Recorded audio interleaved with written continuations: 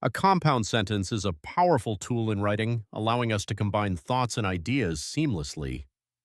At its core, a compound sentence consists of two or more independent clauses, which are complete thoughts that can stand alone.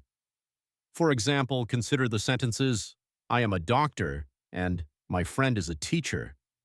Each of these can exist independently, but when we connect them, we create a richer sentence, I am a doctor, and my friend is a teacher. The magic happens when we introduce coordinating conjunctions, which are words like and, but, and so.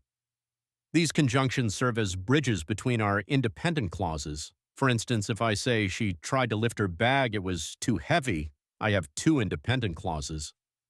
By adding a conjunction, I can say she tried to lift her bag, but it was too heavy. Notice how the conjunction but helps clarify the relationship between the two thoughts. Now, let's explore the structure a bit more. When you connect these independent clauses, it's crucial to place a comma before the coordinating conjunction. This comma signals a pause, making the sentence easier to read and understand. For example, I want to go to work, but I am tired. The comma before but is essential. It helps separate the two ideas and enhances clarity. What types of clauses can we use in compound sentences? Primarily, we focus on independent clauses. These are clauses that can stand alone as complete sentences. However, you can also incorporate other elements like phrases or dependent clauses, but they won't be part of the compound structure itself.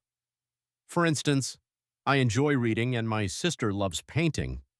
Both parts are independent clauses, making it a classic compound sentence. Let's look at a few more examples to solidify our understanding. I wanted to go for a run, but it started to rain. Here we see how the conjunction but indicates a contrast between my desire and the reality of the weather. Another example could be she didn't like the movie, so she left early.